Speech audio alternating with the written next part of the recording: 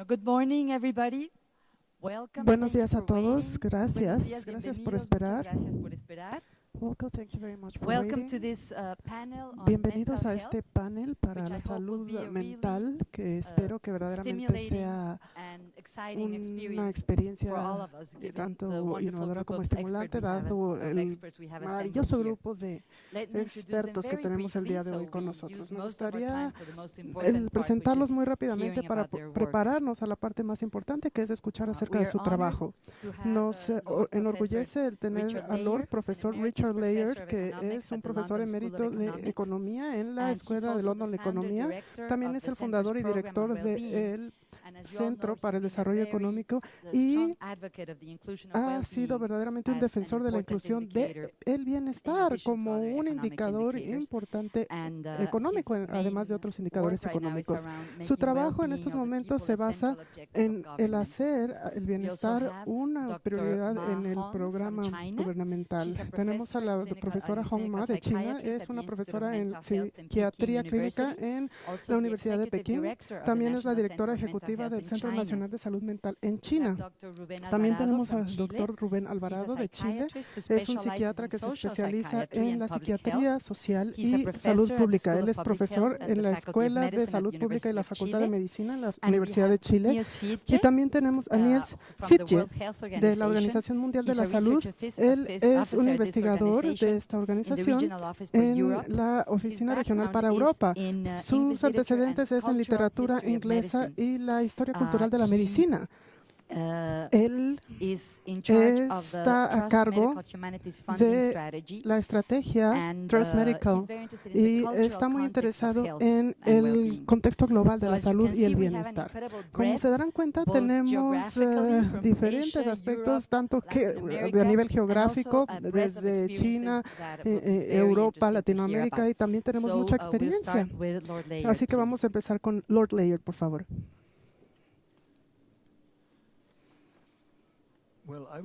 Muy bien, me encantó cuando escuché que iba a haber una sesión acerca de la salud mental, porque creo que si pudiéramos tratar más personas con enfermedades mentales en el mundo, este sería, diría yo, la forma más costo efectiva que podemos hacer para mejorar el bienestar humano. Y ciertamente es un gran enunciado el decirlo así, pero verdaderamente quiero persuadirlos de que esto es cierto y de lo que les voy a decir en los siguientes minutos. Así que esto es lo que me gustaría, de lo que me gustaría persuadirlos, que la enfermedad mental es una gran causa de miseria que ha sido olvidada de manera escandalosa en la mayoría de los países y que tiene altos costos económicos y que sí puede ser tratada. Y les puedo decir que puede ser tratada sin costo neto en su tratamiento. Ciertamente algunas enfermedades mentales son muy comunes alrededor del mundo y les voy a dar varios detalles en cuanto a lo que hemos estado haciendo recientemente en Inglaterra. Muy bien, este es el primer enunciado. La prueba más sorprendente que he encontrado y que encuentro verdaderamente sorprende a las personas, uno necesita sorprenderlas, necesita darles esta sorpresa. Cuando revisamos a la población en Estados Unidos y ustedes identifican a aquellas personas que son más miserables o el 10% de estas personas que se sienten menos satisfechas con sus vidas y tratan de encontrar cuáles son estas características de estas personas. Yo he trabajado la mayor parte de mi vida en el desempleo y la pobreza, pero estos son los hechos. 27% de estas personas insatisfechas son pobres, 13% son desempleadas, 14% tienen alguna enfermedad física, pero 61% tienen algún diagnóstico de depresión o trastorno de ansiedad. De manera que la enfermedad mental es por mucho una de las causas más importantes de miseria. No sé si haya ningún político en el mundo que aceptaría este hecho, pero necesitamos probarlo. No vamos a tener los recursos que necesitamos para lidiar con este problema a menos de que confrontemos a las personas con este tipo de evidencias. Y tenemos datos muy similares para Australia. Pero para la mayoría de los otros países, nosotros tenemos que basarnos en encuestas en cuanto a la manera como las personas responden las preguntas en lugar de saber cómo fueron diagnosticados. Esta es una encuesta de las causas de esta satisfacción en la vida en Inglaterra, y esto se basa en los cohortes que vemos aquí, las causas inmediatas primero, la situación de la persona aquí a mitad de la vida. ¿Cuáles son entonces los factores que más la influencian? La dispersión de la satisfacción de vida verdaderamente es amplia a lo largo de la población, y vamos a tener algunas causas como por ejemplo el ingreso, el empleo, la educación no es tan importante para el bienestar general, a menos de que afecte el ingreso. La vida familiar también es muy importante, la salud física, pero la salud mental es por mucho el factor más importante que explica esta variación en la satisfacción en la vida en la población. Probablemente también explique la variación que vemos en la satisfacción de la vida en este mismo salón.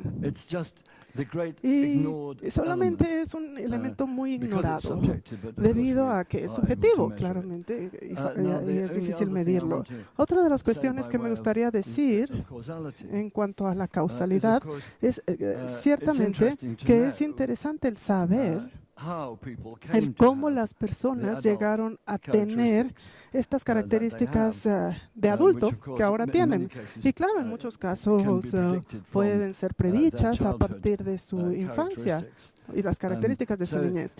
Así que hay tres dimensiones muy importantes en el desarrollo infantil. Los puntajes cognitivos, el cómo se desempeñan a nivel académico, el comportamiento y la salud emocional.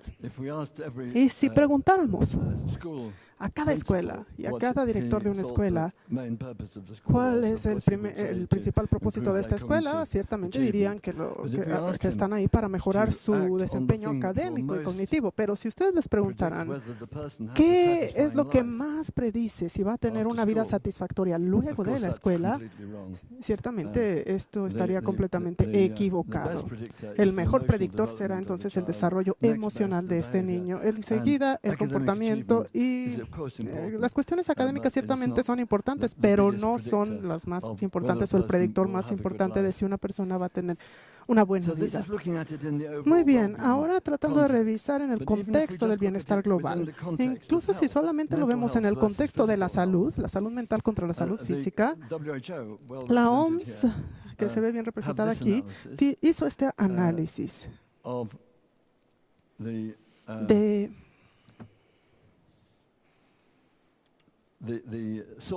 las fuentes de morbilidad en esta población.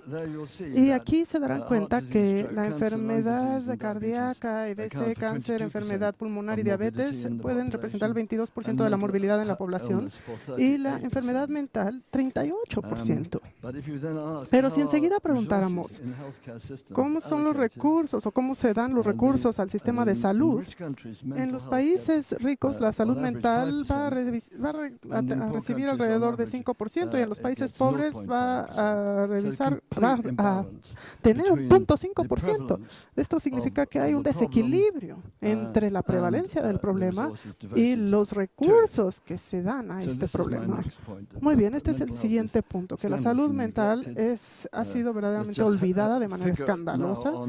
Y ahora vamos a tratar de revisar, por ejemplo, trastornos mentales comunes como depresión y trastorno de ansiedad. Típicamente, 16% de los adultos van a ser diagnosticados con alguna de estas dos condiciones. Y de estos, solamente un cuarto serán tratados en países ricos. Y ciertamente en cifras menores en aquellos países más pobres. Y la depresión es la condición más debilitante y más seria que, por ejemplo, diabetes, asma, artritis, angina. 50% más discapacitante. Si tan solo un cuarto de estas personas con estas enfermedades físicas estuvieran tratadas, entonces serían inoperables, pero necesitamos tener en cierta forma esta analogía de una operación que pueda curar a estas personas con enfermedad mental. Y no solamente una cuestión humanitaria, ciertamente la cuestión humanitaria sí es uno de los aspectos más importantes, pero también es una cuestión económica. Porque estas enfermedades en las que me estoy enfocando en particular, por ejemplo, depresión y trastornos de ansiedad, tienen costos enormes económicos. Y voy a hablar primero acerca del impacto que pueden tener en el empleo. Así que, si ustedes toman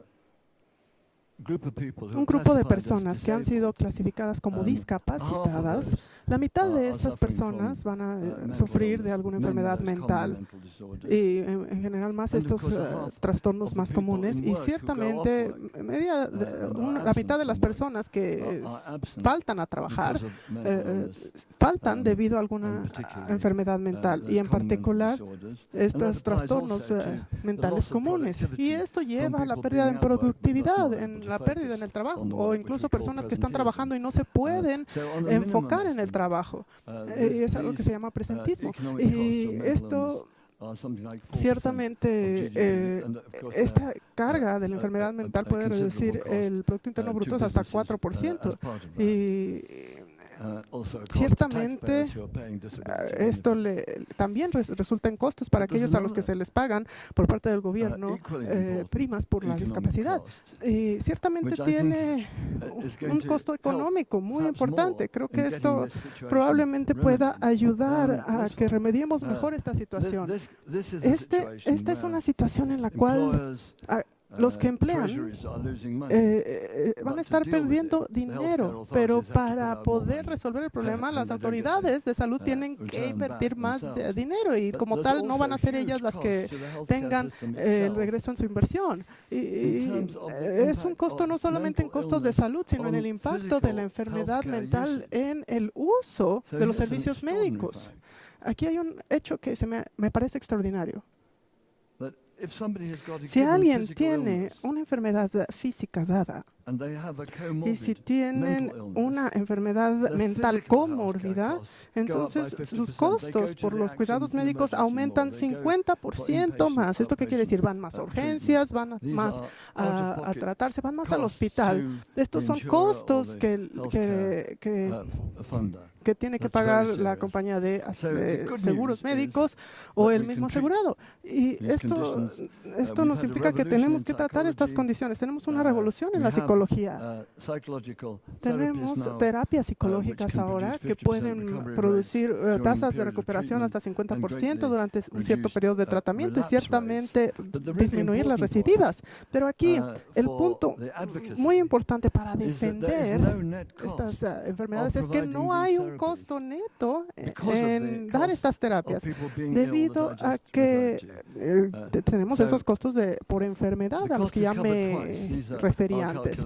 Estos costos, de hecho, estarían cubiertos en el doble de lo necesario. Pueden ser cubiertos al doble, siempre y cuando se pueda disminuir la discapacidad y la falta en el trabajo, una vez que se recuperen a partir del tratamiento para la depresión y la ansiedad. Y también se cubren a partir de los ahorros que se tengan en estos costos de terapia médica para estas personas con comorbilidades. Y de hecho ya hay 28 estudios que han medido estas cuestiones y 26 han demostrado que hay ahorros en los gastos médicos. Y esto verdaderamente a favor de la terapia psicológica. Gracias a esto, en Inglaterra hemos podido lanzar un programa que hace más disponible la terapia psicológica, y lo hemos estado haciendo ya durante 7 años. Entrenamos a 6,000 terapeutas para que tuvieran un alto estándar de acuerdo a nuestros requerimientos nacionales. Necesitaban estar bien acreditados y están tratando alrededor de 500,000 de personas por año, y esperamos que se duplique en los siguientes 5 años. Pero aquí las claves es que deben de estar bien capacitados. Las personas van a tener mejores resultados si están trabajando con equipos bien supervisados y no de manera individual, y estos grupos supervisados deben de ser supervisados por un psicólogo, un psiquiatra. Y lo más importante de todo esto es que nosotros empezamos a registrar los resultados de cada paciente que ha sido tratado. Así que ahora sabemos de manera precisa cuál es la tasa de recuperación. Y eso es lo que hace posible el que podamos probar que esto sí se puede hacer a escala global y dárselo a millones de personas que merecen una mejor oportunidad que la que tienen en este momento.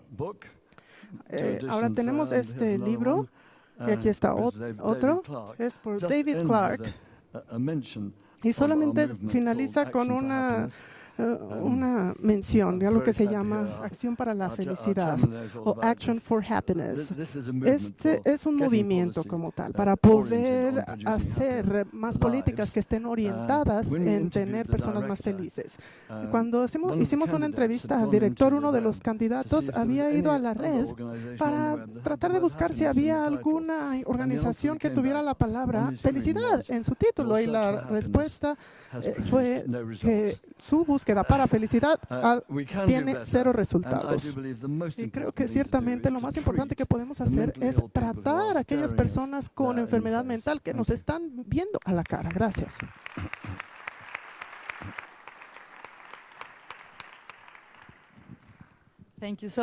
Muchas gracias, Lord Layard. Verdaderamente, qué ejemplo de puntualidad británica. Muchas gracias.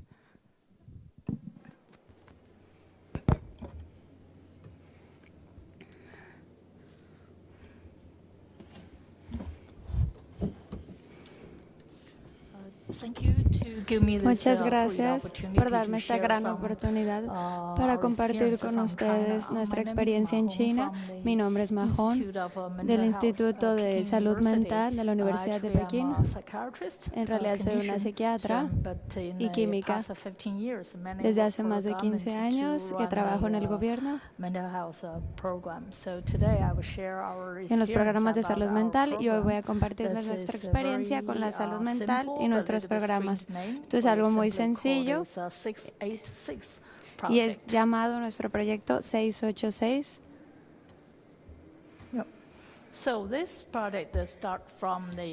Este proyecto empieza desde el año 2003. Durante el SARS en China, en donde no teníamos un programa adecuado para la salud mental para combatir con estas cuestiones. Entonces logramos reunir dinero para construir un equipo y para construir este programa. Anteriormente no existía un programa de esta clase. Entonces, y nadie debe ser excluido de este programa, que es lo que intentamos hacer. Porque antes había gente muy pobre para incluirlos en este programa y áreas muy alejadas. Entonces trabajamos muy duro en ese año para lograr de implementar este programa. Entonces logramos reunir una gran cantidad de dinero para lograr implementar el programa 686. Reunimos 6.86 millones de RMB, yuanes, que es $1 millón. Y a pesar de que reunimos el dinero, tuvimos después que convencer al gobierno central para implementar el programa. Y uno de los miembros logró aceptar este programa y nos sentimos muy felices con eso. Entonces, voy a introducir un poco de nuestro proyecto. Antes de que se creara este programa, un servicios como estos, el doctor se sentaba en los pasillos con los pacientes acudían, no había dónde sentarse, acostarse. El seguro social solo cubría personas que tenían trabajos en ese entonces. Eso era algunos años. Entonces, un paciente acudía al hospital y no sabían dónde tenerlo, entonces lo estaban rotando continuamente. Entonces había servicios muy aislados. Entonces los doctores se quedaban en el hospital, pero tampoco tenían dónde estar. Lo siento. Entonces, Por favor, pongan atención en esta foto, porque así era como en realidad estaba la salud mental. Entonces, si no tenían dinero, los enviaban a un tipo de hospitales como estos. No sabemos quiénes la pusieron en este hospital, pero así era la realidad en ese entonces. No conocemos sus nombres tampoco, pero quiero que vean la realidad de cómo eran las cosas.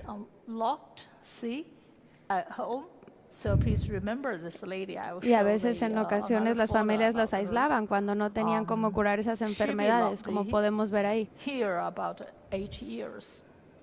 Eso fue hace alrededor de 8 años.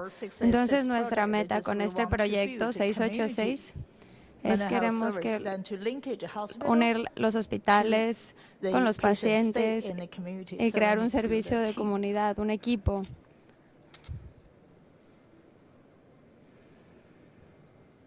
Oh, sorry. Go back. Yes. Sí. Entonces, ese es el proceso del programa. Lo tomamos de Australia, del modelo de Australia. Entonces, primero tenemos que aprender algo que hicieron los australianos. Primero tenemos que entrenarnos, después vincular los servicios, los hospitales a la comunidad, después construir un equipo entre los hospitales, los pacientes, y posteriormente diseñar buenos tratamientos. Después hablaremos de los detalles. Tenemos que vincular, como ya dije, construir un equipo entre los administradores de la comunidad. No tenemos unos dirigentes generales en estas cuestiones, pero aún así tenemos que crear un equipo.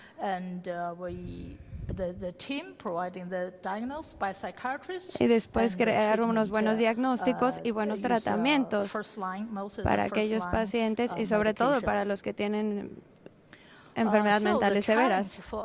Entonces, el reto para nosotros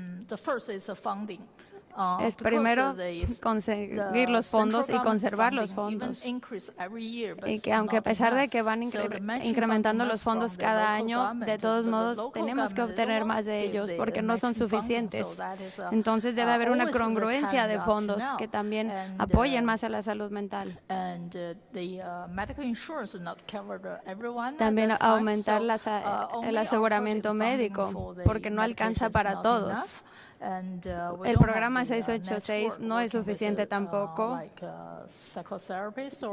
No hay una red que comprenda en realidad lo que está trabajando. Necesitamos más trabajadores.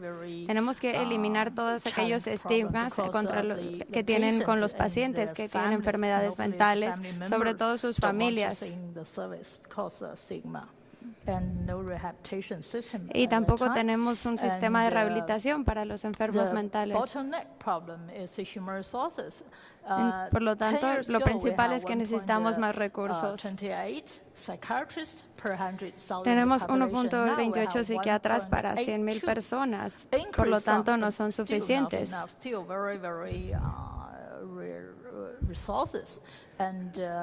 Como digo, faltan recursos.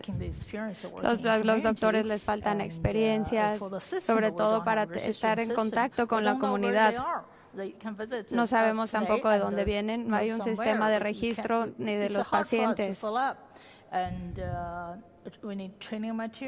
Necesitamos material de entrenamiento. Necesitamos procedimientos más detallados.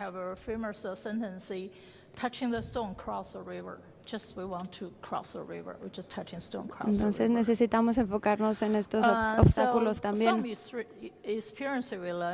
Esto es nuestra experiencia que hemos aprendido.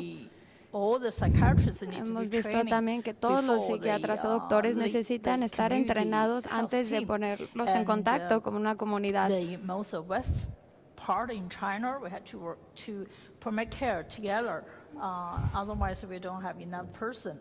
Tenemos que aumentar también el personal. De hecho, los doctores no son suficientes. También tenemos que entrenar a los miembros de las familias para que apoyen a los enfermos mentales. Y algo muy importante que también hemos experimentado y que dos universidades que nos han estado apoyando mucho es la Universidad de Melbourne y la Universidad de Harvard también. Y son grandes ejemplos para nosotros. Y es lo que hemos estado intentando hacer en la Universidad de China. Y hemos tomado materiales para prepararnos, para entrenar a los doctores. Y hemos visto también, como digo ya, las experiencias de otros países, entonces tenemos que adaptarlo a nosotros. Por supuesto, también otro aspecto negativo. Muchas personas debemos de dejar de quejarnos de la ineficacia del gobierno. Entonces, deberíamos de cambiarlo y tratar de hablarles en un lenguaje que ellos entiendan y mostrarles un panorama que ellos entiendan en el que necesitan apoyar la salud mental. Este es un pequeño proyecto que, a pesar de que ya cubre todo el planeta y también el seguro médico ya abarca ya solo queda 8% sin seguro médico. Y también el gobierno está estableciendo otro programa para reunir dinero para la salud mental. Así es como está el sistema actualmente. En diferentes áreas, un paciente asiste, depende del área en el que esté situado, tal vez va al hospital o al CDC, el Centro de Enfermedades, de Control de Enfermedades. Y así puede obtener el servicio de manera más fácil. Ya bien va del centro al hospital, entonces una red de unión y de vinculación que se ayudan mutuamente. Esta sería la última diapositiva. Esa es la mujer que estuvo encerrada mucho tiempo por estar enferma, hasta que por fin se alivió y sus padres entendieron. Y ahí muestra cómo estaba encerrada cuando estaba enferma en la fotografía. Ahí era donde estaba. Y no creo que haya sido la única que haya estado encerrada con esas situaciones. Les agradezco mucho.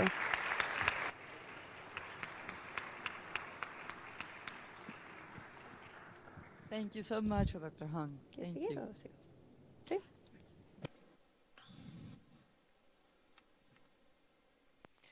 Muchas gracias, doctora Hong. En primer lugar, quiero agradecer la oportunidad de compartir con ustedes una experiencia específica en mi país, en Chile, que es un programa para la atención de las personas con depresión hecha en el nivel primario de atención, o sea, en centros comunitarios.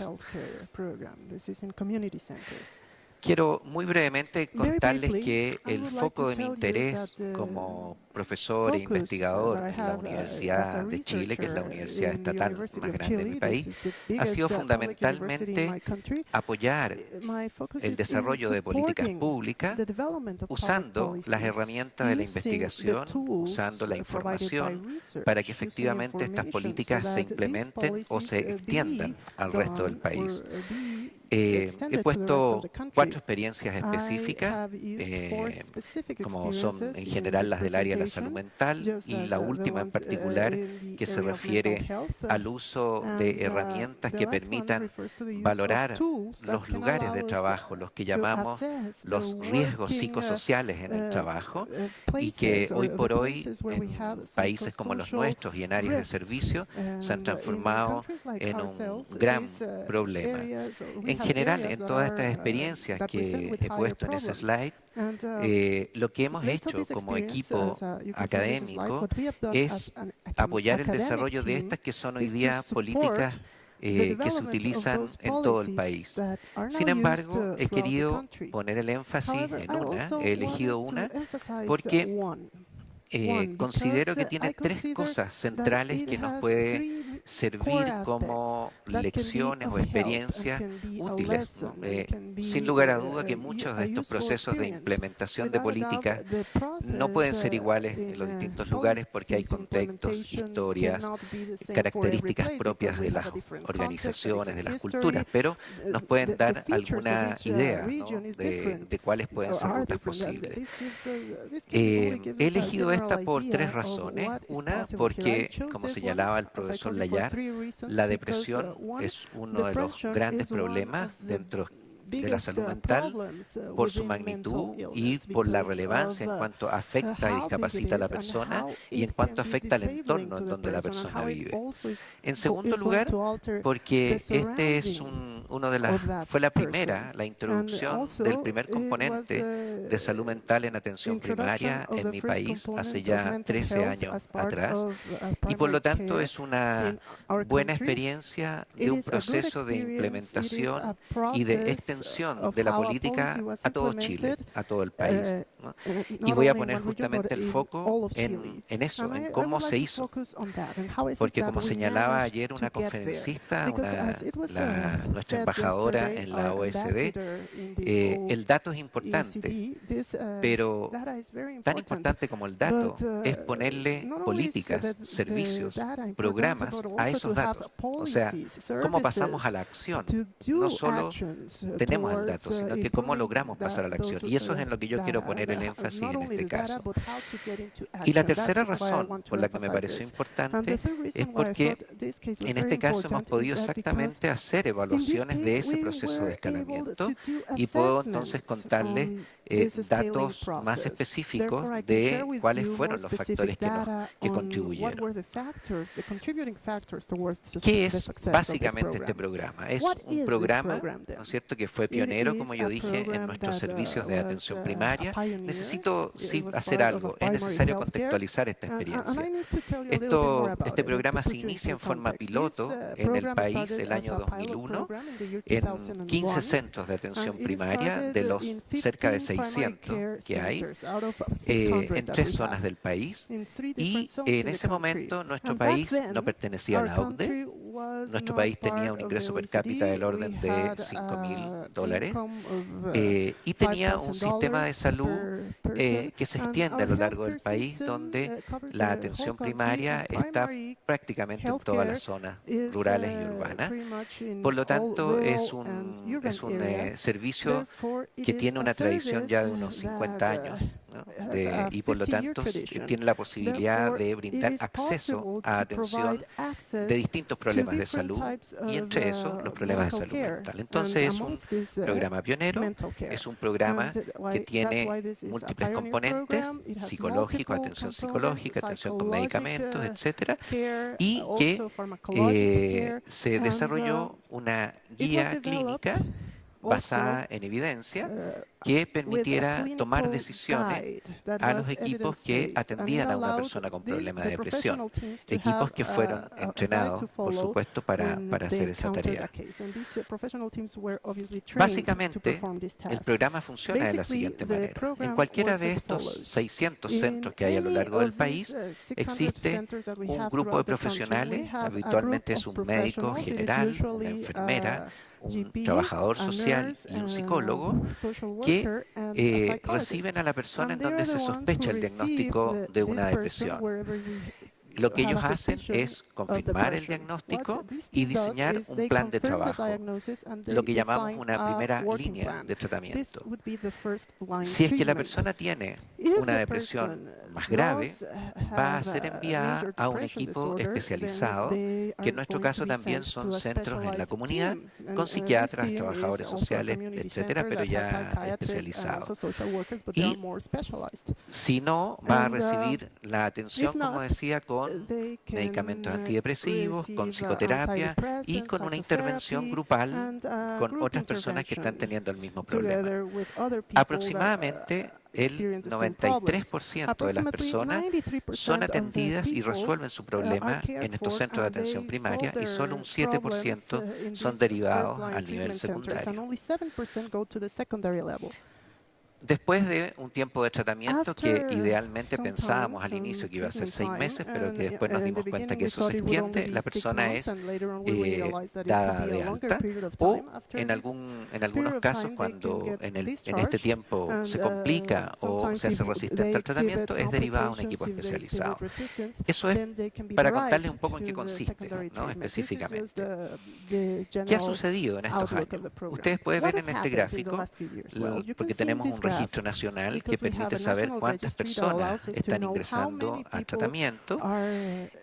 Ustedes pueden ver, ¿no es cierto?, cómo se inicia en el año 2001 con esta experiencia piloto y se atienden alrededor de 14.000 personas. No logro verlo bien desde acá, pero se va incrementando a medida que pasan los años.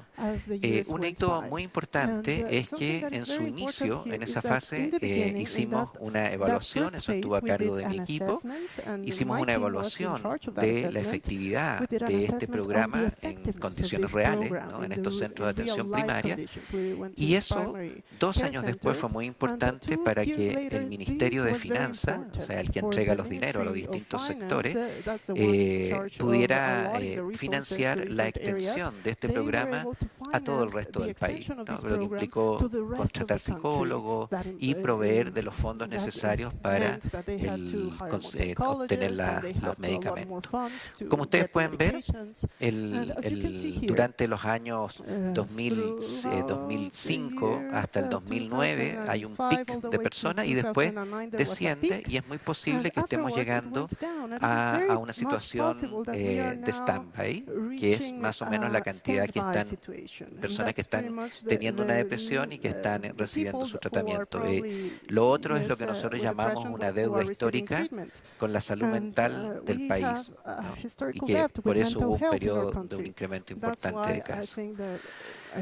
Esto solamente para mostrarles que dentro de la evaluación el hecho más importante es, al igual que en otras enfermedades como la hipertensión, la diabetes, es que muchas de las personas abandonan sus tratamientos y eso reduce la efectividad, el impacto real de un programa comunitario como este tipo y por lo tanto es el gran desafío hasta el día de hoy para este programa, ¿no? Ustedes pueden ver que aproximadamente un tercio, un poco más de los casos van a abandonar sus tratamientos, ¿no? Y en las evaluaciones que hicimos, demostramos, ¿no es cierto?, como se puede ver en ese gráfico, en la línea roja y amarilla, que las personas que permanecían en este tratamiento, en este programa, mejoraban sus síntomas depresivos. En cambio, aquellos que abandonaban este tratamiento no lo hacían. No me voy a detener en los análisis estadísticos, obviamente, porque hay mucho control, en fin, no es el sentido de acá. Quiero decirles además, no lo puse en un slide, pero que evaluamos en su momento 2 dimensiones que han sido bastante discutidas acá, como son la satisfacción vital, con la escala de Ed Diener, hace 14 años atrás me refiero, y también una escala para evaluar la afectividad positiva, ¿no? Y queríamos ver si estos programas impactaban no solo en la depresión, sino que también impactaban en estas otras dimensiones del bienestar. Y efectivamente se lograron mejorías significativas en esas 2 dimensiones. Muy bien. Como les decía, hemos reportado en distintos lugares la evaluación de efectividad de este programa. No me voy a detener en eso solo para mostrarles por si les interesa, pero hay una que me interesa en particular y es una donde nos preguntamos qué hizo que los tomadores de decisiones implementaran y sobre todo hicieran el escalamiento, hicieran la extensión de este programa finalmente a todo el país, ¿no? Y lo que hicimos fue hacer entrevistas en profundidad de actores claves en el Ministerio de Salud que estaban en esas posiciones al momento de la toma de decisiones. Y en ese sentido es muy importante poder, ¿no es cierto?, contarles que fueron 4 las áreas en las que las opiniones de estos actores clave consideraron que fueron puntos claves, puntos importantes. Uno de ellos es la evidencia, ¿no?, que es en torno a lo que gira mucho de nuestros debates, ¿no? La evidencia científica respecto de la importancia del problema y respecto de la efectividad de las cosas que hacemos. Lo voy a mostrar con un poco más de detalle. Pero hay otras 3 áreas que son importantes, que son el liderazgo y las competencias del equipo que está conduciendo esta política dentro del país. En segundo lugar, el hacer alianzas estratégicas, ya voy a contar específicamente cuáles. Y tercero, diseñar este programa con la lógica de la cultura del servicio público de salud chileno, de manera de que encajara igual como si se atiende un problema como la hipertensión, la diabetes u otro, ¿no? En ese sentido, los aspectos centrales de la evidencia que fueron permitieron convencer a los tomadores de decisiones de ese momento fueron, primero, la evidencia que pone a la depresión como un gran problema de salud pública, al igual que en los otros países del mundo. Más o menos 1/3 de las personas en Chile, ¿no?, van a sufrir una depresión en algún momento de su vida. También sabemos que en el último año alrededor del 16% de los adultos tiene una depresión, o sea, es una magnitud importante.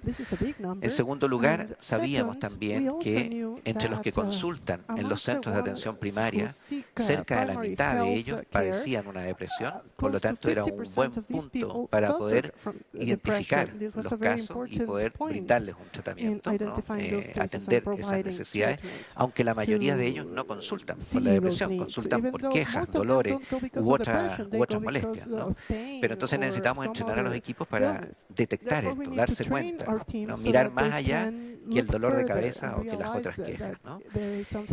Y la otra información importante fue la evaluación que hicimos, en que demostramos que efectivamente 3 cosas dirías que fueron relevantes. Una es que rompimos un mito que existía entre otros personeros del gobierno, y era que esto de la depresión iba a servir para cualquier cosa. En Chile decimos va a ser una bolsa de gatos. Entonces, significa que van a entrar cualquier persona con cualquier tipo de cosas. Entonces, demostramos que efectivamente el 97% de los casos padecían una depresión. En segundo lugar, que el tratamiento era efectivo, o sea, que la gente mejoraba en forma significativa. Y tercero, que el costo de la atención era muy bajo. En esos momentos, el costo aproximado era del orden de $25 por mes por persona, que es razonable para nuestro país. Y tercero, importante es la forma como el equipo que lideraba esto en el ministerio, ¿no es cierto?, convenció a las autoridades. No solo importante era tener la información, sino que además la forma en que se entregaba esa información, clara, precisa, con números y con cifras, eso es muy importante, ¿no? Y donde le puede decir, de esta manera obtenemos buenos resultados. Muy bien. Además, como les decía, habían otros 3 componentes, ¿no? El liderazgo del equipo, la estabilidad del equipo conductor. Aquí en Chile hay una política diseñada que fue conducida por un equipo que fue estable por 16 años. Eso es muy importante. Eso no suele pasar en nuestros países de América Latina, donde cambian con cada gobierno. En segundo lugar, el establecimiento de alianzas dentro del ministerio, pero también con otros. Por ejemplo, con el Ministerio de la Mujer, ¿no? Puesto que el problema de depresión y muchas de las consultantes eran mujeres, y en ellas se producían múltiples problemas que no me voy a detener a verlo. Entonces era un aliado muy importante. Y tercero, como les decía, la importancia de no concebir la salud mental o el abordaje de este problema de una manera distinta a como ya se hace en la cultura de los centros de atención primaria.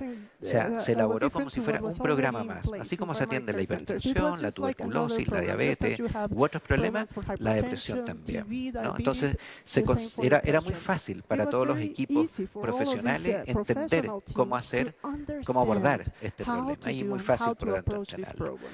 Finalmente, primero, considerar como lecciones no importantes para la toma de decisiones que tienen que ver con desarrollo de política pública, particularmente en salud. Primero, la relevancia, ¿no es cierto?, la magnitud y la relevancia de los problemas de salud mental, y nosotros poseemos bastante información. Sin embargo, la mayor cantidad de esa información proviene de países que tienen más recursos para hacer investigación, ¿no? En segundo lugar, y esto me parece un hecho muy importante, es poseer información sobre efectividad en condiciones reales, me refiero, ¿no? O sea, cuánto sirve en los lugares, en nuestros países, en los centros, con la población, no bajo condiciones de control como solemos hacer los investigadores, sino en condiciones reales, ¿no? ¿Y cuáles son los costos que esto tiene? Tercero, la información relacionada a la factibilidad y a la sustentabilidad. ¿Cómo se sostiene esto en el tiempo? Esto también es muy importante, ¿no? Porque eso le interesa a cualquier tomador de decisión, ¿no? Y necesitamos responderle eso cada vez que le entregamos una información. Y finalmente, la forma en que esta evidencia es presentada a los tomadores de decisiones, ¿no? En forma clara, precisa, breve, ¿no? Solamente 3 desafíos que me parecen importantes. Uno, ¿no?, mantener la convicción de que la salud mental es importante, sobre todo esa convicción con los tomadores de decisiones.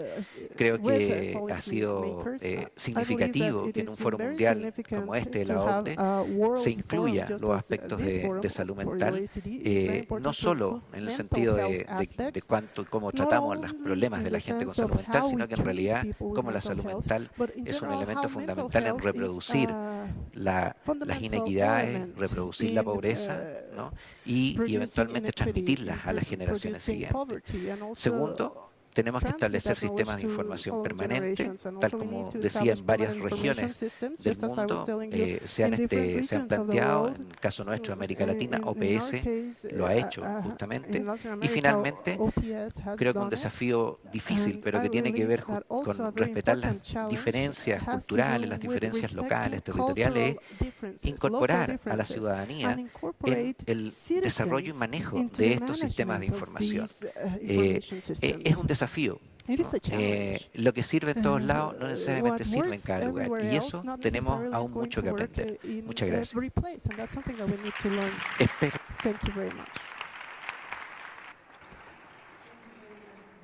Muchas gracias, Rubén. Doctor Fiche.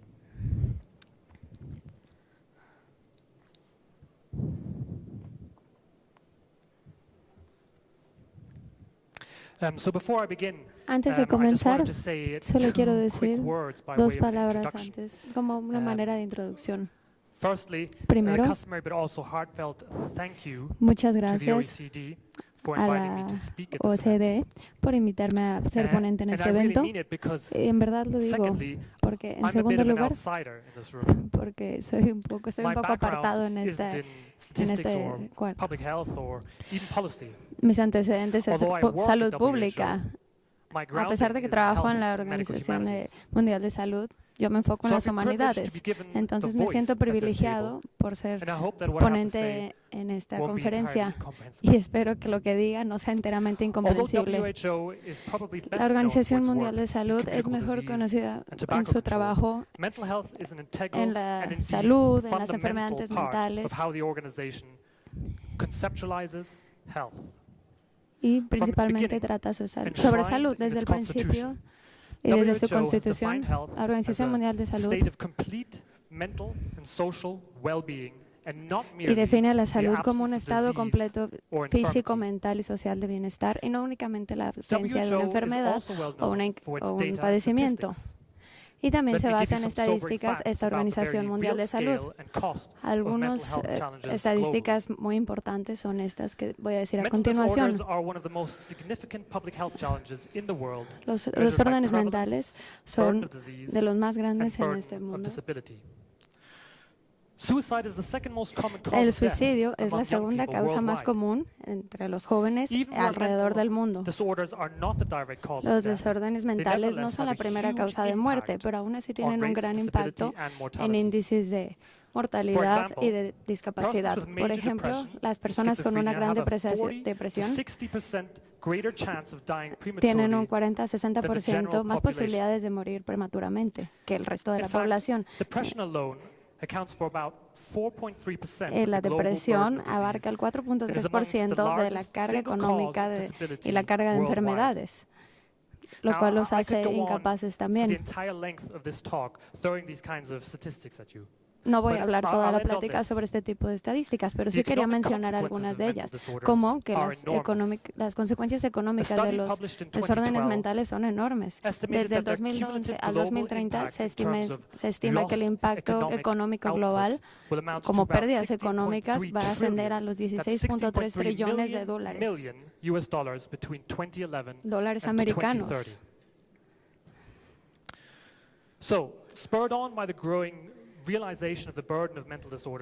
Entonces, esta es una gran carga y una gran pérdida.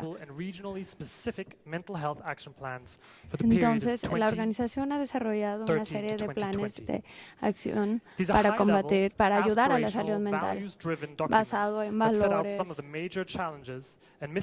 y buscar cuáles son los mayores retos para resolver los problemas mentales. Trabajo en Europa, entonces me voy a enfocar en el plan de acción de salud mental europea. Busca los valores de justicia y que sean efectivos. El fin del plan es ayudar al bienestar de la población y reducir los desórdenes mentales, respetando los derechos de las personas con derechos mentales y luchar contra esos estigmas y establecer servicios efectivos y seguros para que les permita atender sus necesidades físicas y mentales. Los objetivos de este plan están mostrados en la diapositiva y ahora voy a describirlos. Para cada uno de estos objetivos están descritos aquí y se necesita para cada uno una diferente política. Es más fácil decirlo que hacerlo. Las realidades son muy diferentes entre los 53 estados que comprende la Unión Europea. Algunos países lo ven de una manera muy diferente. Muchos países en las regiones europeas tienen una red comprensiva de servicios de comunidad, pero hay otros países que aún se confían en los grandes hospitales, en servicios mentales, pero de manera rudimentaria, y tardan en implementar estas estrategias. Eso nos lleva a la segunda parte de mi plática. Estos planes generalmente se refieren a la necesidad de adaptar las circunstancias locales. El plan de acción de salud mental no es diferente. El plan no es solo un marco de trabajo, sino que necesita ser adaptado y necesita tomar en cuenta cada situación específica del país. Y las acciones propuestas para los Estados miembros es que tienen que ser adaptadas a las prioridades nacionales y a las circunstancias para poder lograr los objetivos. No hay un plan que pueda adaptar a todos los países, necesita ser específico. Y la Organización Mundial de Salud no tiene la capacidad para implementar uno total, uno nacional. Necesita ser de cada contexto. Se ha constatado con antropólogos, con historiadores, en que se necesita enfocarse en el contexto histórico específico de cada sociedad. No es algo que una organización o que los miembros hayan dicho por ellos mismos, sino que se han hecho investigaciones. Entonces, esto es parte porque la organización ha reunido información de todas partes y ya ha tenido experiencias como en la erradicación de otro tipo de enfermedades. Y los historiadores han formado cómo se debe tomar en cuenta la historia. In relation to two particular interventions, two straightforward magic bullets, a vaccine and a treaty. Darse cuenta de la importancia del contexto social ciertamente tiene que tomar en cuenta otras cuestiones biomédicas y introduce demasiadas cuestiones y es una narrativa de lo que es la política social. Y ciertamente nuestra historia en la salud pública y la historia que conocemos va a estar influenciada por el contexto social que experimentemos. Durante los últimos 20 años, el marco conceptual ha sido desarrollado en el área de la salud pública y esto permite que diferentes cuestiones se puedan intersectar en cuanto a su impacto en salud. Este trabajo ha demostrado que el camino a la inequidad no es lineal, sino es complejo, y la diversidad del contexto humano, que es lo que ayuda a crear estas determinantes, necesita ser mejor entendido. Y así, aún así, a pesar de todo el trabajo que tenemos en los determinantes sociales de la salud, las maneras concretas en las cuales los sistemas de valor, las tradiciones, las creencias tienen un impacto en la salud, estos son a veces ignorados. Y también se ignora el beneficio potencial que puede tener la participación cultural en el tratamiento de estos retos de salud mental. Es por eso que diferentes voces en la comunidad de la salud pública han defendido el hecho de tomar en cuenta la cuestión social y cultural en el cuidado de la salud mental. En el último año, Lancet lanzó un reporte de la Comisión Unida de Lancet que dijo que el olvidar a la cultura es el obstáculo más grande para poder tener un cuidado de salud que sea igualitario. En el 2020, el marco de políticas europeas para el bienestar y la salud ciertamente toma en cuenta que se deben de tomar en cuenta los valores, perspectivas a lo largo de la vida, y también debe de tener un abordaje en diferentes sociedades. Esto debe de reintroducir al bienestar como un componente central de su trabajo. Es un componente que hace que la OMS sea verdaderamente afín a esa definición que tiene de salud y que tome en cuenta todas las cuestiones subjetivas y sus situaciones de vida que, claro, tienen que ver con los contextos culturales de la salud. El cambiar hacia lo subjetivo, no solamente subjetivo, sino el bienestar subjetivo, es ciertamente un reto para las organizaciones que son verdaderamente muy normativas y que se basan mucho en la enfermedad, la muerte y la discapacidad, y no se basan como tal en la salud y el bienestar en su definición más amplia. Ciertamente necesitamos reunirnos con aquellos expertos que están explorando aquellos conceptos que las personas crean alrededor de su enfermedad y su experiencia con la salud y la enfermedad. Y para poder llegar a estos recursos, las oficinas regionales en Europa de la OMS han lanzado un proyecto en los contextos culturales de la salud. Este proyecto, CCH, ha creado una plataforma para poder aplicar de manera sistemática en diferentes sectores, en diferentes disciplinas, tomando en cuenta la cultura y la salud para poder mejorar la salud para el 2020. Como punto de entrada, CCH se basa en cómo medir y reportar el bienestar en una región tanto culturalmente diversa como regionalmente diversa.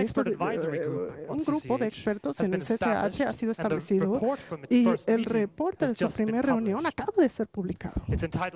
Se llama Más allá del sesgo, el explorar el contexto social de la salud y la medición del bienestar. El bienestar también es un capítulo que se incluye en el reporte del 2015 y ahora se está haciendo trabajo para poder determinar cómo mejor representar esta experiencia subjetiva del bienestar, utilizando otras formas de información no tradicional, como por ejemplo textos narrativos, archivos históricos u otras formas de cuestiones sociales. Así que para concluir y para traernos al tema de la salud mental de regreso, me gustaría darles un ejemplo de este abordaje interdisciplinario basado en la cultura para poder llegar a los objetivos clave dentro de este plan de salud mental. Muy bien, lo que les quiero compartir el día de hoy es algo que se llama una sintomatología que se llama alucinaciones auditivo-visuales, que es cuando una persona puede escuchar una voz y también puede ver algo que no está ahí. El que una persona pueda escuchar una voz incluye una evaluación a diferentes académicos desde neurociencias, y se trabaja con un grupo muy amplio de clínicos, de aquellos defensores de la salud mental y personas que tengan experiencia con estos casos en el oír voces. A veces las personas creen que el escuchar voces tiene que ver con una enfermedad mental severa como esquizofrenia o psicosis, pero lo que menos se conoce es que el escuchar voces también es un aspecto muy importante de la vida, de la salud, de la vida de las personas ordinarias. Y hay varios estudios que indican que hasta 1 de cada 6 personas han experimentado este fenómeno en alguna forma. Hay diferentes aspectos que tienen que ver con esta investigación, además de solamente preguntarle a las personas qué se siente escuchar voces. El equipo de investigación trata de investigar qué sucede con el mecanismo de procesamiento de la información en el cerebro cuando una persona sufre estas experiencias. También están tratando de explorar la manera en cómo el escuchar voces ha sido interpretado y representado en diferentes culturas, religiones y en periodos históricos. Un proceso mediante el cual se da una significancia al fenómeno y una identidad a esa comunidad que escucha voces. Y las personas pueden tener diferentes reacciones a escuchar voces. Una reacción común sería el tener miedo y pensar, estoy loco. Pero el escuchar voces no siempre es patológico. Más que esto, las investigaciones dicen que puede ser asociado a estrés y a una experiencia negativa. Y son las estrategias para reaccionar a este fenómeno las que pueden causar más daño. Pero ya hay cada vez más evidencia que el escuchar voces puede ser una variación humana con una larga historia. Los resultados están ayudando a tener políticas de salud mental y tener mejores prácticas cuando las personas encuentran problemas con escuchar estas voces y el cómo lidiar con ellas. Fundamentalmente, este programa de escucha voces no tiene un abordaje sistemático. Su objetivo no es borrar las voces, sino entender el fenómeno como tal. El tratar de encontrar cuál es el ambiente cultural asociado y ver cuál es la experiencia general al darle una voz al fenómeno, de manera que todos puedan escuchar este fenómeno, en cierta forma conocerlo. Y esto puede ser contradictorio. Por un lado, el equipo de investigación está tratando de investigar la lógica cultural, neuropsicológica del fenómeno, tratar de entenderlo mejor, además de manejar clínicamente este fenómeno. Pero por otro lado, el equipo está tratando de formar una cultura rica de aquellas personas que escuchan voces para que pueda haber una cultura y que acepten este fenómeno como una variación normal de la humanidad. Pero esta contradicción será mala o será solamente un principio clave de la complejidad de lo que es la experiencia humana con la salud. Y como tal, entonces el lidiar con la contradicción puede ser vista como una fuerza fundamental en la investigación humana. ¿Qué es acaso una contradicción? Así diría el poeta Walt Whitman. Bueno, está bien, me contradigo. Soy grande y contengo multitudes. Muchas gracias.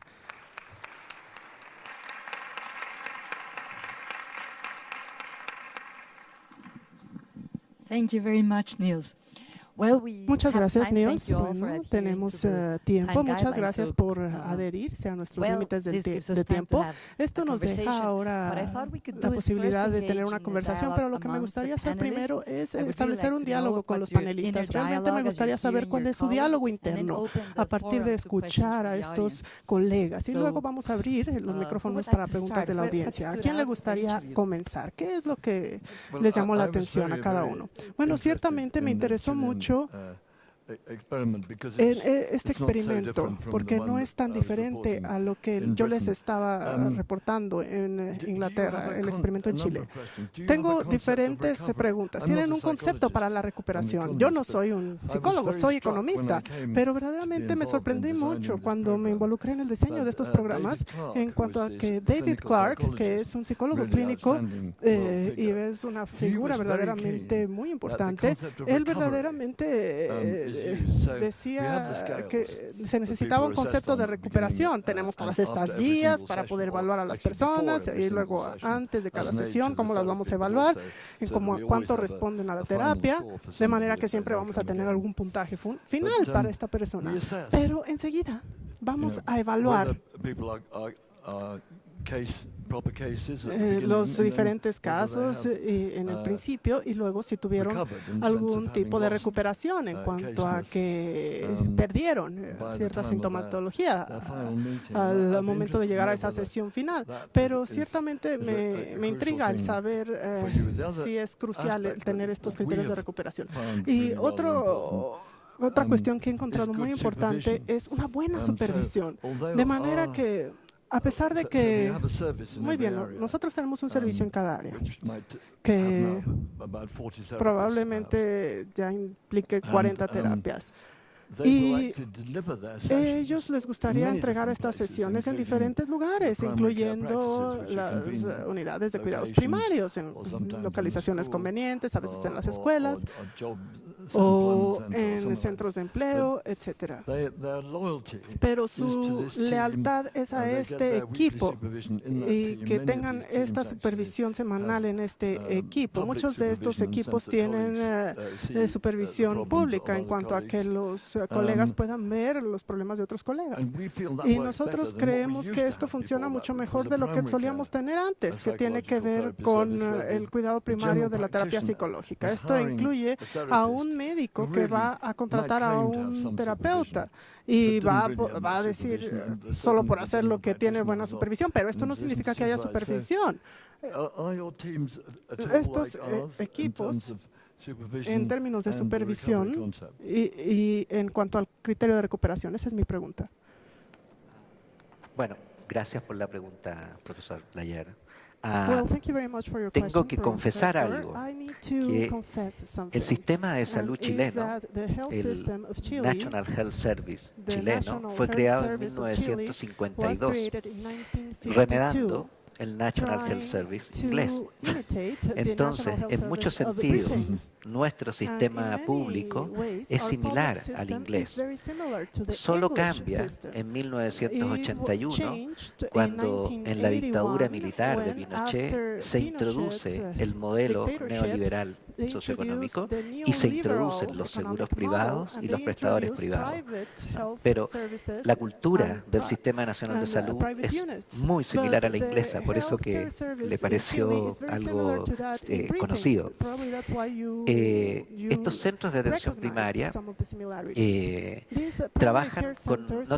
trabajan con una idea de recuperación precisa, ¿no? Y ese es un gran tema hoy día, porque muchas personas no necesariamente necesitan reducir sus síntomas hasta la mejoría. Necesariamente. Algunas de ellas, por ejemplo, pueden convivir con ciertas cantidades de síntomas, pero hacer una vida normal. Por ejemplo, Hearing the Voice, que es una gran iniciativa inglesa, permite que personas que nosotros llamaríamos, algunas de ellas, viviendo una experiencia de psicosis, puedan hacer una vida completamente normal, ¿no? Recuperando sus roles, ¿no? Peleando contra el estigma, recuperando sus roles, como decía, con sus amigos, su familia, y no necesariamente necesitan dejar de escuchar voces. Pueden hacerlo, pero también pueden hacer una vida normal.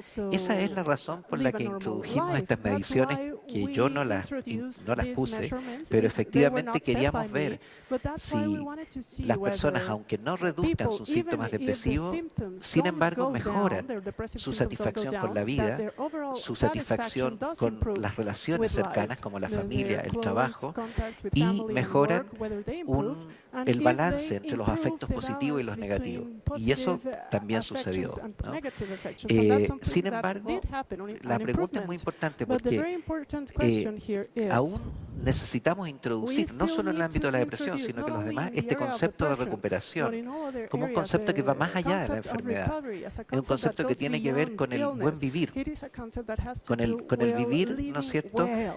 Aunque yo esté enfermo de la presión, tenga diabetes, o escuche voces, o incluso me siento un poco desanimado hoy día. Sí.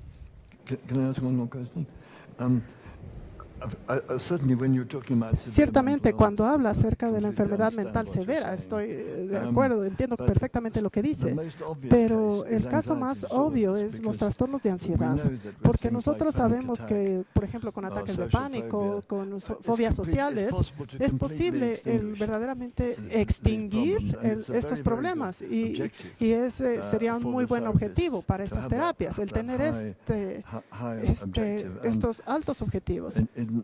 En la mayoría de los casos, con los trastornos de ansiedad, es el extinguirlo y que no recidive. Y la depresión ciertamente es diferente, porque nosotros sabemos que sí es característica la recidiva y ahí tenemos que ser muy cuidadosos. Yo diría el recuperarse probablemente sí del primer episodio, pero también reducir la posibilidad de una recidiva. No mencionó el trastorno de ansiedad en su presentación, pero ¿pudiera hablar al respecto, por favor? Sí, no mencioné el trastorno de ansiedad porque no era el foco inicial de ese programa.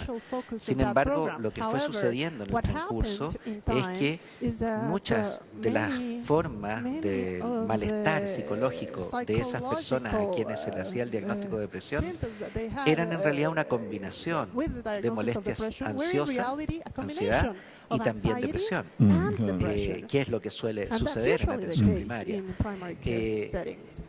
Los médicos, lo que se desarrolló después fue una guía especial para incorporar el tratamiento del componente ansioso, además de la depresión.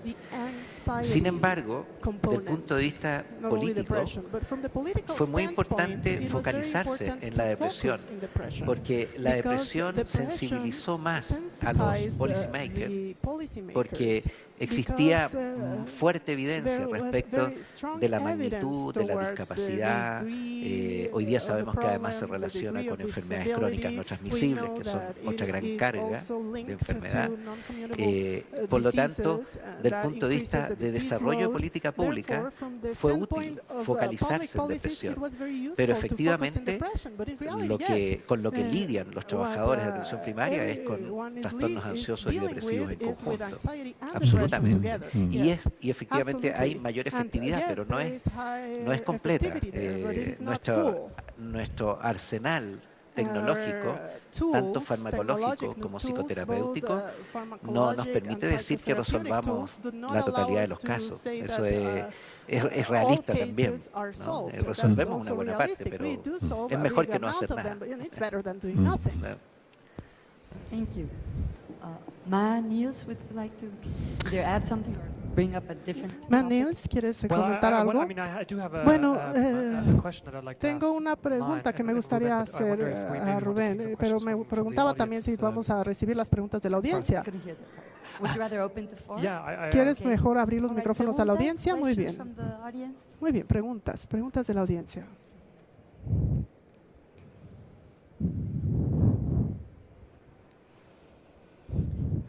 Buenos días. Good morning. Vengo de I come from Michoacán. Mi pregunta es state here. Pues, my question is regarding how to improve depression. ¿Con qué acciones de what actions, the first line actions can we contribute as an organized society or civil societies? How can we improve that in the context of poverty and violence, so that we can take them into account? Pues no podemos estar siempre quejándonos y alguna acción. Entonces, si me podrían apoyar en decirme cuál podría ser una propuesta de primera instancia para mejorar la depresión en esas comunidades.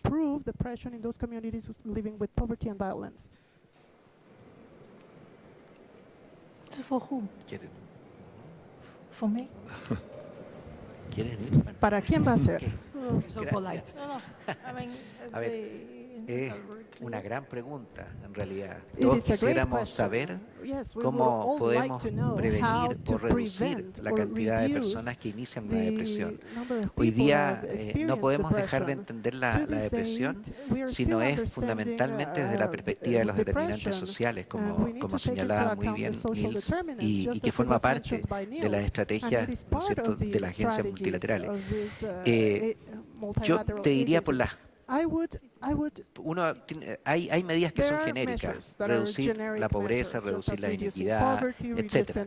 Pero yo, en la experiencia de Chile, y creo que de otros lugares también, hay dos aspectos que a mi juicio son los momentos críticos en que se produce los riesgos mayores para el desarrollo de la depresión o para hacer que una depresión sea más posible de que exista en el futuro.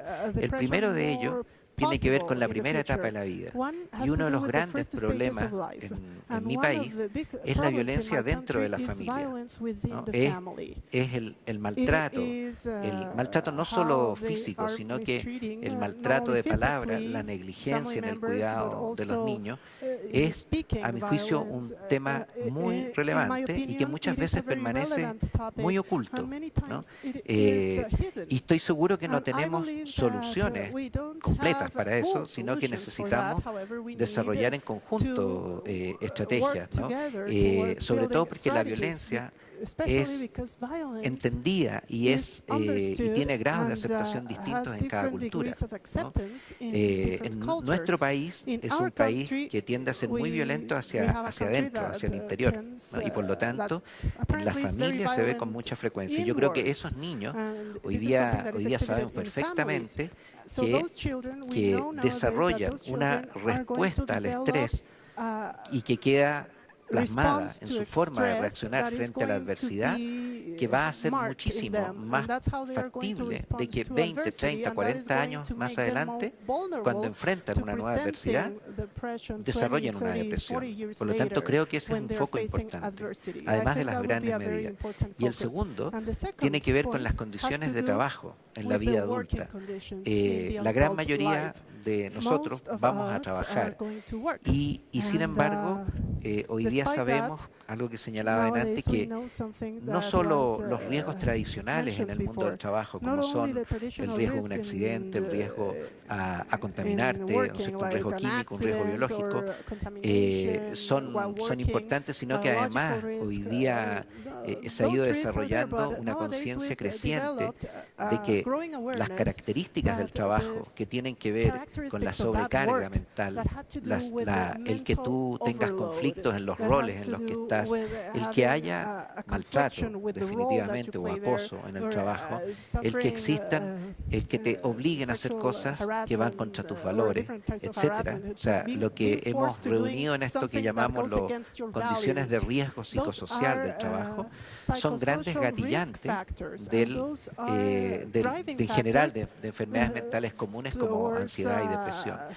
Esa área es un área que yo creo que debemos poner un foco importante, puesto que la mayoría de los que somos adultos que van a padecer una depresión van a encontrar ahí un gatillante, ¿no?, de los cuadros depresivos.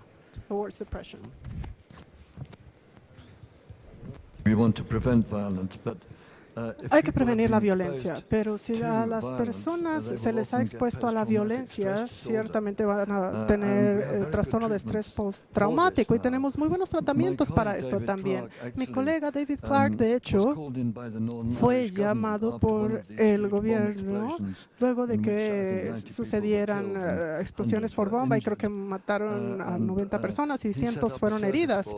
Y él estableció un servicio en aquellos momentos para el tratamiento del trastorno de estrés postraumático y tuvo muy buenas tasas de éxito. Y obviamente en todas las áreas de conflicto, si tenemos servicios adecuados para salud mental, esto se vuelve una parte muy importante de ese trabajo. Solamente otro comentario en cuanto a la violencia intrafamiliar. Esto ya ha sido reconocido en Inglaterra como un gran problema. Así que en los últimos 5 años empezamos algo que se llama la terapia parejas para la depresión, que es Es un tratamiento con muy buena evidencia y vamos a reproducir miles de terapias que puedan ayudar. Y ciertamente es uno de los problemas sociales más importantes en todos los trastornos, en todos los entornos sociales, el entorno familiar, y no solamente los niños, sino también la pareja. Ma, did you want to say something? Sorry. Ma, ¿querías decir algo? Ay, disculpen. Yeah, confusing. Sí, es confuso. I think for the, Creo que para, if we're talking about si estamos hablando acerca de depresión, I think China, creo que depresión tras un desastre, creo que China sí tiene algunas experiencias en cuanto al trabajo, en cuanto a depresión luego de un desastre, porque hemos trabajado con PTSD luego de un desastre, pero ciertamente tuvimos un gran desastre en el 2008. Muchas personas murieron, no sé, alrededor de 200, y muchas muertes súbitas. Así que empezamos a trabajar con programas programas comunitarios basados en depresión, la prevención de la depresión y tratamiento. De manera que nuestro problema es de repente que hay muchos servicios que vienen a China desde varias partes del mundo, y eso hace que las personas locales se confundan. Así que en aquel momento no fuimos capaces de tener un servicio bien organizado. Todas las personas querían contribuir con China, de manera que se involucró mucho entrenamiento, y de repente fue muy confuso para todos los adultos, porque eso en sí mismo significó otro desastre. Luego de esto, el gobierno empezó a crear regulaciones para cuál va a ser la psicoterapia tras un desastre. Creo que sí hay una manera para poder prevenir y tener una intervención tras el desastre. En un país como en China, probablemente, ¿cómo lo digo? Hay una muy buena oportunidad para comenzar a hablar acerca de la depresión. Antes de eso, era muy difícil hablar de depresión en nuestra cultura. Si tienes algo, te sientes triste. Eso era lo que se consideraba normal. Entonces, ¿por qué lo dicen que es enfermedad? Esa es mi experiencia. Sí. Thank you. More questions?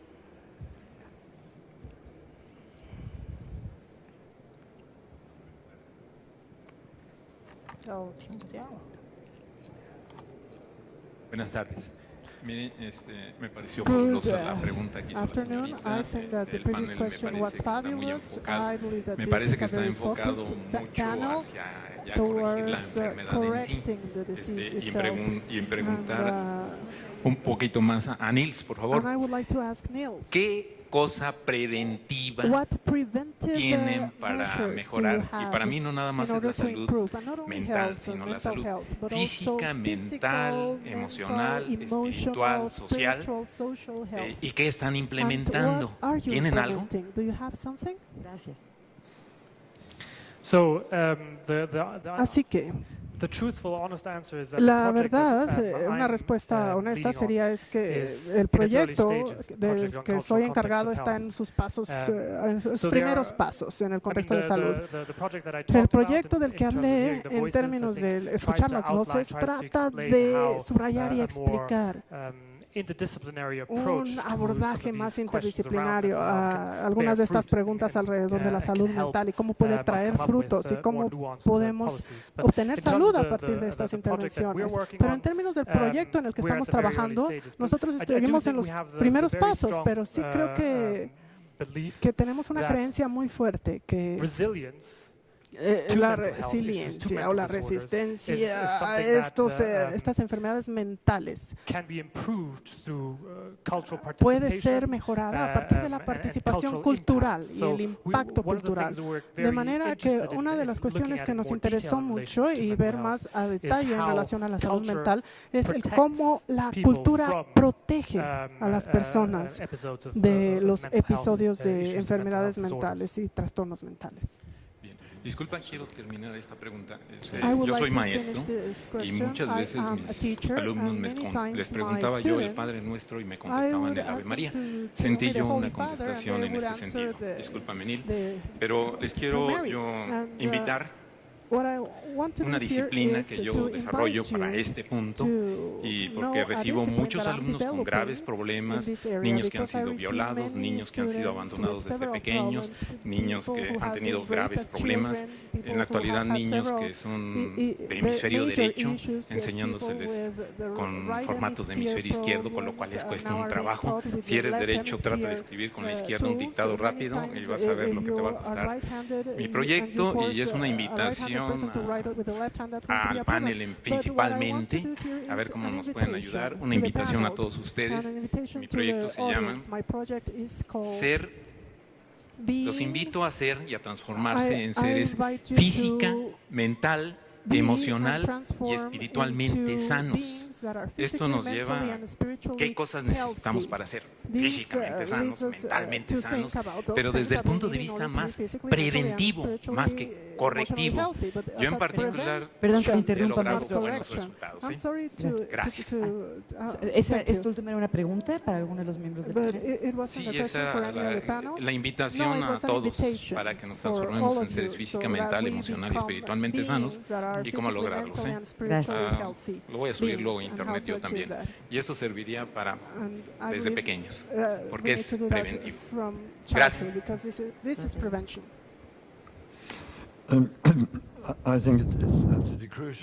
Creo que es verdaderamente crucial, claro,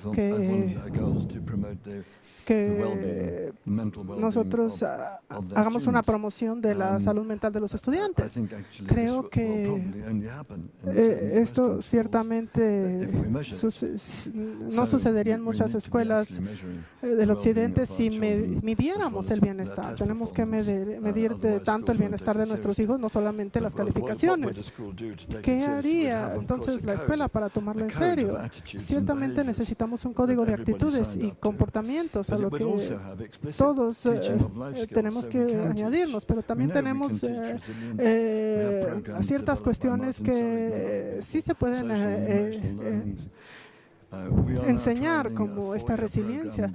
Y tenemos un programa incluso de 4 años que se llama Healthy Minds, que incluye el tener el pensar y tener un mejor entendimiento de la salud mental como un problema y cómo se puede presentar en su familia y cómo se puede reconocer.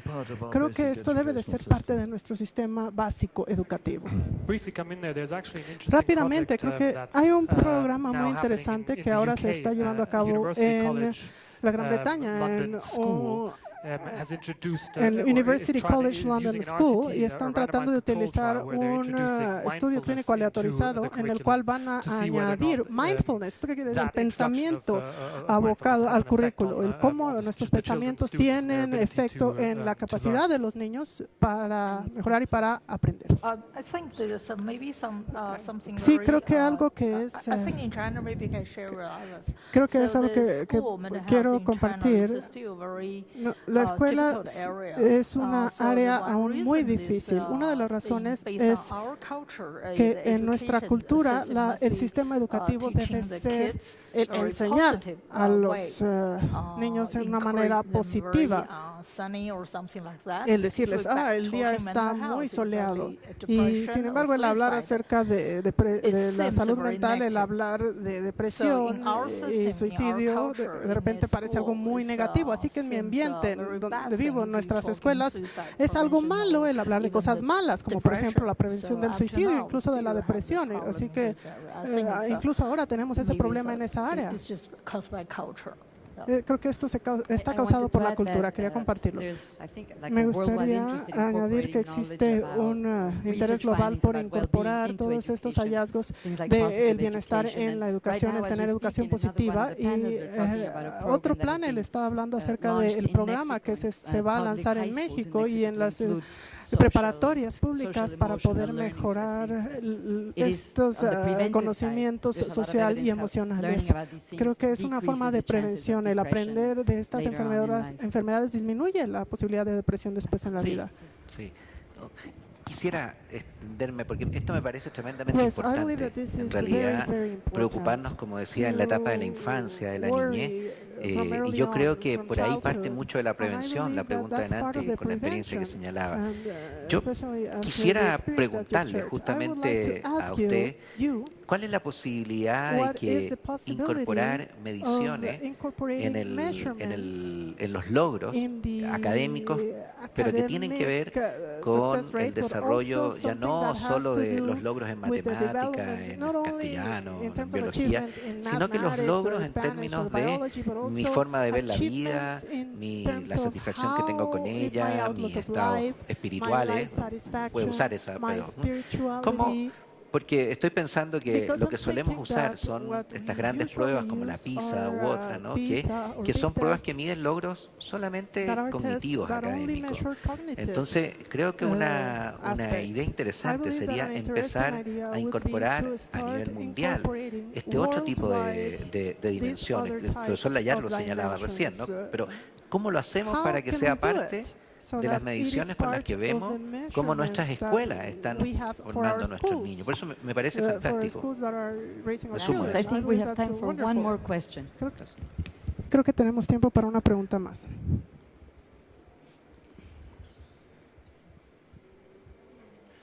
Buenas tardes, buenos días. Mi nombre es Antonio Chávez y me gustaría hacer la pregunta de si alguno de los panelistas reconoce cuáles son las funciones que debería tener el Estado en materia de prevención o que hayan determinado o detectado en sus múltiples estudios como áreas de oportunidad para que, queda claro que deben de tratarse, pero sin embargo, pues no vamos a estar tratando a toda la población. Lo ideal sería prevenirlo, ¿no? Si existen acciones concretas, no sé, en Chile, por ejemplo, que es donde noté que está más estudiado el caso, para poder diseñar las estrategias o las políticas necesarias.